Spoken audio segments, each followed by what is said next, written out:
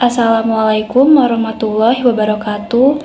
Perkenalkan, nama saya Celia Nara Kartika, NPM 2151010308, Prodi Ekonomi Syariah kelas G.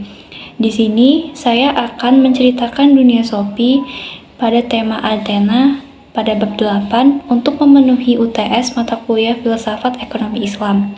Baik, langsung saja saya mulai untuk bercerita. Pada saat senja, Ibu Shopee ingin mengunjungi temannya. Begitu Ibu Shopee keluar dari rumah, Shopee langsung menuju taman dan ke sarangnya. Shopee menemukan sebuah paket tebal di dekat kotak kue kaleng besar. Dia pun langsung menyobeknya, dan ternyata isinya adalah sebuah kaset video. Dia pun kembali ke kamarnya dan langsung memutarnya di pemutaran. Sebuah kota yang berantakan muncul di TV. Saat kamera membidik Akropolis, Shopee menyadari bahwa itu adalah Athena. Dia sudah sering melihat gambar-gambar runtuhan yang ada di sana. Setelah 2 menit, dia melihat seorang foto pria close up yang berjanggut hitam, dicukur rapi. Dia juga berbadan pendek dan memakai baret warna biru. Pria itu pun memandang kamera dan berkata, "Selamat datang di Athena, Shopee. Akulah Alberto Knox." Pria baret tadi menunjukkan dan memberitahu Shopee bahwa manusia yang tinggal di sini sudah lama sejak zaman batu. Alasannya adalah lokasinya yang unik dan dataran tinggi yang terhindar dari musuh ataupun perlawanan. Dari Akropolis, terlihat jelas ada sebuah pelabuhan terbaik di Laut Tengah. Orang-orang Athena berkembang di bawah dataran tinggi itu, dan Akropolis sebagai kubu atau kuil kecil. Pada abad ke-5 sebelum Masehi, perang sengit terjadi melawan bangsa Persia dengan 480 raja Persia Serois yang ingin merampas Athena dan membakar seluruh gedung batu yang ada di Akropolis. Setahun kemudian, bangsa Persia berhasil dikalahkan. Dan itulah masa awal keemasan Athena. Akropolis lalu dikembangkan kembali dan dibangun kembali menjadi lebih baik lagi. Disinilah masa ketika Sokrates berkelana atau berjalan-jalan dan menemui orang-orang di sekitar situ. Dia telah menyaksikan kembali pembangunan Akropolis dan juga menyaksikan pembangunan gedung indah itu. Di belakangnya terdapat kuil besar, yaitu Parthenon, yang berarti tempat sang perawan, dibangun untuk penghormatan Aten, Dewi Pelindung Athena. Shopee pun duduk ketakutan. Apakah ini benar-benar filosof yang ia temui? Dia pernah melihatnya dalam mimpi. Mungkinkah ini orang yang benar-benar yang dia pernah lihat dalam mimpinya? Pria barat itu berjalan menyusuri sepanjang kuil dan mendekat ke kamera dan memberitahu Shopee bahwa di sana ada teater tua, teater yang paling tua di Eropa. Mereka juga memainkan sebuah komedi. Penulis komedi terbaik adalah Aristophanes.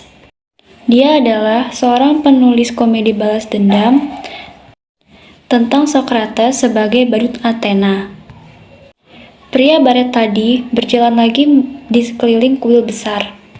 Ketika sampai di Akropolis, dia mendaki sebuah bukit dan menuju ke arah Athena dan memberitahu Shopee bahwa bukit yang kita tempati sekarang ini adalah Bukit Areopagos. Disinilah Sokrates menghabiskan waktu bersama orang-orang yang dia temui di sini. Lalu Sokrates beranggapan bahwa seorang budak mempunyai akal sehat yang sama seperti pria umumnya.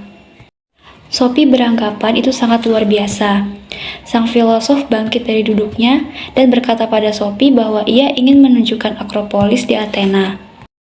Tapi sang filosof ini belum yakin bahwa Shopee benar-benar menangkap betapa indahnya dulu di sini. Di situ, Shopee masih melihat Akropolis. Semuanya dilapisi dengan emas dan dicat dengan berwarna yang berkilau. Shopee mengenali guru filsafatnya. Dia memakai baret biru, namun sekarang dia menggunakan tunik berwarna kuning. Dia mendatangi Sophie dan memberitahu Sophie bahwa sekarang kita ada di Athena di zaman tahun 402 serbu Masehi. 3 tahun sebelum Sokratos meninggal. Sophie merasa pusing. Betapa anehnya dan kenapa orang-orang ini bisa hidup di zaman Athena yang lalu. Dan kenapa dia bisa melihat ini semuanya? Dia masih berpikir apakah ini mimpi atau bukan, atau bahkan hanya film saja. Tapi semuanya nampak nyata bagi Sophie. Lalu, pria baret ini menunjukkan ke arah Sophie bahwa ada 2 orang pria di bawah tiang. Sophie melihat seorang pria tua dengan tunik kusut, mempunyai janggut panjang yang tidak terurus, mata seperti sayu, dan pipi tembam. Di sampingnya berdiri seorang pria tampan. Pria baret tadi memberitahu Sophie bahwa 2 orang itu adalah Sokratos dan muridnya yang masih baru, yaitu Plato. Sang filosof mendekati 2 orang pria tadi, melepaskan baretnya, dan berbicara yang Sophie tidak pahami. Berpikir Sophie, mereka menceritakan memakai bahasa Yunani. Sang filosof memandang kamera dan mengatakan pada mereka berdua bahwa Sophie adalah gadis dari Norwegia yang sangat ingin sekali bertemu dengan mereka berdua. Plato yang sangat ingin memberikan pertanyaan kepada Sophie langsung mengucapkan selamat datang di Athena untuk Sophie. Plato memberikan 4 tugas. Yang pertama, bagaimana seorang tukang roti bisa membuat 50 kue yang sama persis. Yang kedua, tanyakan kepada dirimu sendiri, mengapa kuda itu sama? Pertanyaan ketiga, apakah manusia itu mempunyai sifat yang kekal?